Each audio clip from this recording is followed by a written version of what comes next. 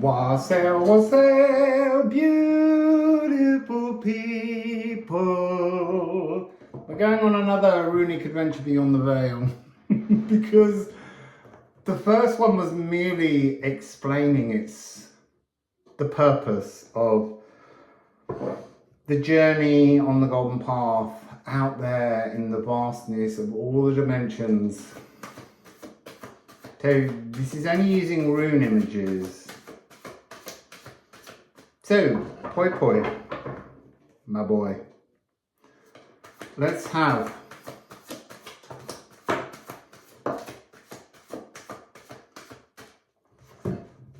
so we have, in the order they came, Ula, Owl, which is card 68, Tyr, Spiritual Warrior, and Perv, 14. So the immediate message I'm getting is like a disruption to your spiritual philosophy, a disruption to your spiritual journey, a disruption where as you begin to reach out into these much higher dimensions,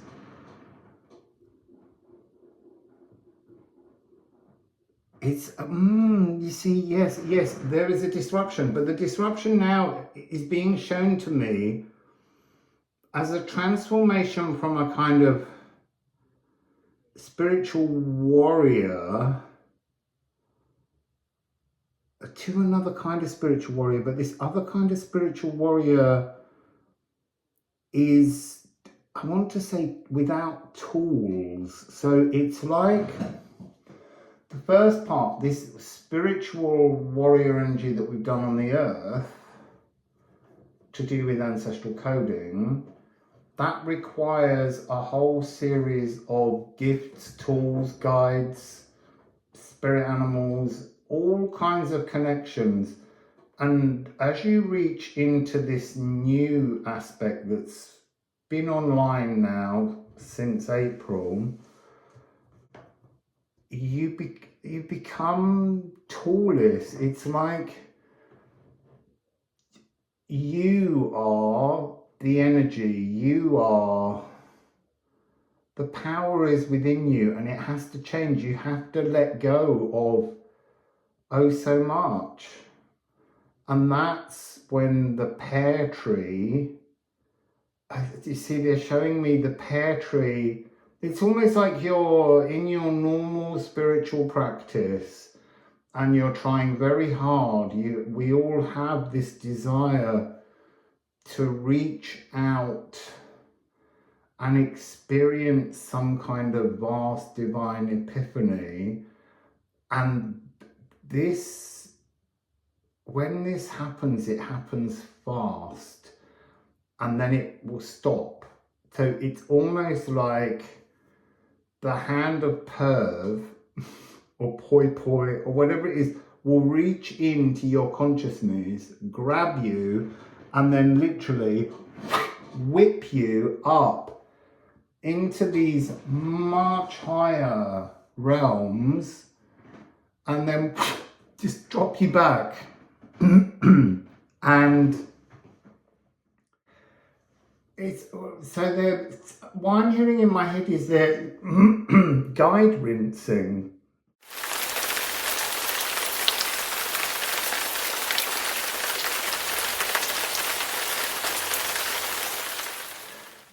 Because the Perth card really talks about how we sense something. This is also how we reach out to something. And it's almost like the initiation of this next part, your cosmic remembrances, comes very guideless.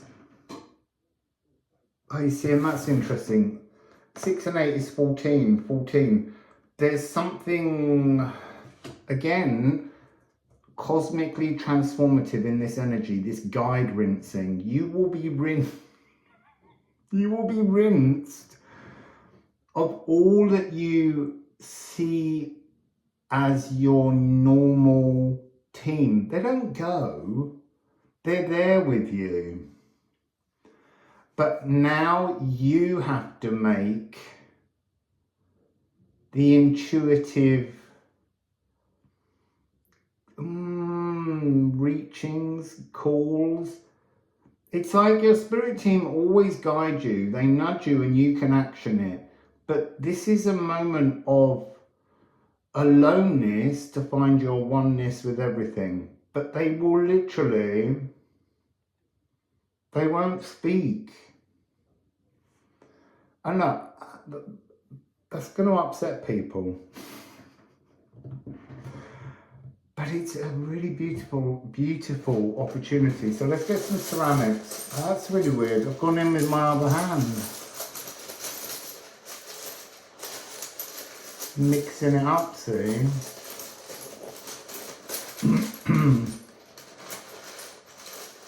So what they're saying is, your guides are saying it's normal, it's part of the next stage of the initiation. So don't fear it, don't be alarmed, especially don't fear it, because everything you're going into now is pure love. It's creator aether. You know, you could tune into some place and, you know, the current spiritual world would say, oh, it was destroyed through a war. But this higher cosmic galactic empath energy is there now. You know, all of those things that we talk about as it's no longer there, it is there. It's in there because the mind of the universe doesn't forget anything. So it still exists. All of it still exists. Horse, air. Get off the horse and start walking. Get off the pathway that's been carrying you through life and start walking. Start to treadle in your own divine pathway. Next one. I have to put them down so I can pick up things. Perth. When you get off the horse, when you get off the treadmill, when you can change your philosophical output, the energy of the pear tree will reach down and you will be rinsed and ready for this new initiation. It's like an ending of one spiritual awakening, the birth of a new. Oh. Dej, it's a purge. But you see, yesterday this was coming through. There are shadows on the other side, but the shadows on the golden path, they don't, it's almost like they can't reach you. They're just things you see, and it's not anything about, it's like you would see someone and you'll see their shadows, but their shadows can no longer bleed into you, because this is about being a different kind of empath. That's what you're tuning into with this reading. A galactic empath feels, but doesn't allow the energy inside. It understands it. So you witness the shadows all around you. It's So what I'm hearing is that there's a sense of heartlessness, but it isn't. You know, you would think you're not being caring if your heart doesn't bleed for someone else's pain. But this is a different frequency. This is a different sense of emotions. Someone else's pain is theirs to experience so that they have the opportunity to reach into this double birth frequency. And so it will create a frequency for a while in which you will feel discomfort. That's what we're looking at. This transformation from one to the other will make you question everything. You have to go with it. Then we have Ger, yeah, yeah. This is the harvest. It's the sleepy storerooms in the future. It's a massive spring clean of your future pantry in preparation. Oh, look, and the last one was the first card before in the yesterday's reading. The Gununga Gap. This is a new beginning. Free of shadows, free of trauma, but to get to that part where you are totally and utterly and singularly aligned and at one, you have to go through a really uncomfortable, displaced, chaotic frequency. This is not a path. It's not an easy path, is what they're saying. It's not what they're saying. It's what is coming through. And I have to change the way I speak about that because it's just a oneness energy. It's not my guides anymore talking to me, but I'm so used to saying what they're saying that I have to get used to it's what is coming through as knowledge, as truth, as divine consciousness. So yeah, it requires strength. It will be, unfortunately, more testing than you've ever been tested, but the result is phenomenal.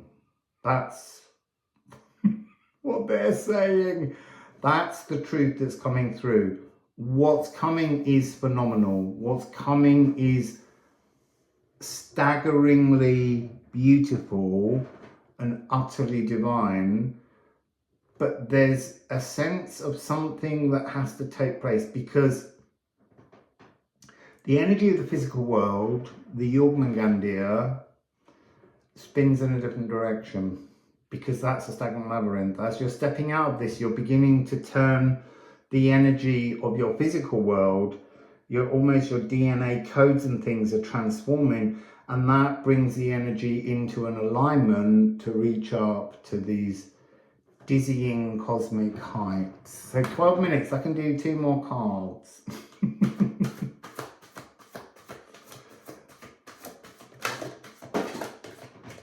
Oh, that's Nide down there. Gone. Because cards that don't land on the table, really I'm talking about things that are just done. Oh my God.